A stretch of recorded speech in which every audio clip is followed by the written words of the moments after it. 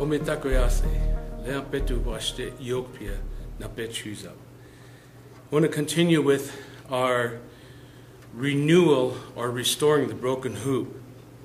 For us to have real restoration, we have to include the four elements in our ceremony or in a ritual in rebuilding the sacred hoop. The four elements are recorded in the good book by the God of the Jews. He used these four elements to bring about his will. These are the same four elements that our people use in all their ceremonies and rituals. That's water, wind, fire, and Mother Earth. And so we're going to look at these four and see how that we have to rebuild our hoop with wind, water, Mother Earth, and fire. Wind, of course, when we pray to the east. First thing we have to do is realize that there has to be a renewal in our relationship between Creator and us. This is a spiritual thing. All the rest, the cognitive, emotional, and behavioral and physical will come. But there has to be a time in your life and mine when you and I connect in our spirits with Creator and we renew our relationship to Creator. When we disobey, we go against Him, His laws, His values, His principles. We go against the teachings of the elders, the teachings of the medicine wheel. That we have to come back and apologize and renew that relationship. And we do that spiritually. Once we renew that relationship between Creator and us, that beauty that comes from chief cornerstone, actually the unseen Spirit abiding in you and being a part of you in your relationship, renewal relationship with Creator, that's number one. So there has to be a spiritual renewal between you and Creator. The next thing, there has to be a restoration of your cognitive process between you and yourself. Simply, it means accept yourself the way you are. Accept your strengths and your weaknesses. You'll never be able to see your strengths unless you accept your weaknesses. And there has to be a changing or a restoring of your thought process in a good way on the red road. There has to be a restoring of your cognitive process between yourself, your relationship to you and yourself, by obeying and adhering to the medicine wheel, the teachings of the medicine wheel, and the teachings of the elders. Then the third thing, there has to be a reconciliation of your emotions to your family. There has to be a reconciliation of your emotions to your family. There has to be the renewal, restoration, reconciliation of your relationship to your family. First, you and Creator. Second, you and yourself.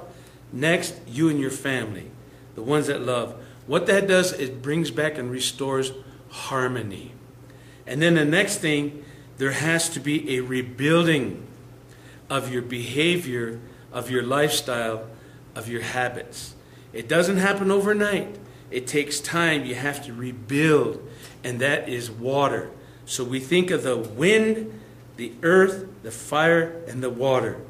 We renew spiritually, we restore cognitively, we reconcile emotionally, and we rebuild physically. We have to start teaching ourselves to think right, teaching ourselves to feel right, and teaching ourselves to behave right. All of this comes in whenever we're starting to rebuild our broken hoop or the sacred circle of life. Because remember, there used to be out of balance, out of harmony, out of wisdom, out of beauty. When you start rebuilding, you get that beauty back. You start walking in balance again. You start walking in harmony again. And you start walking in wisdom again, or peace.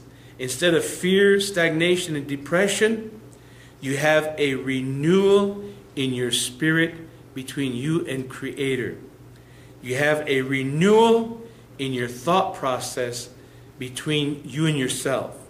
You have a reconciliation in your feelings between you and your loved ones. And then you have a rebuilding of your behavior, your reaction, the reaction that you have to outside stimuli against you.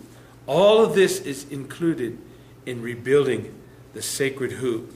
And there are a number of things that we need to do.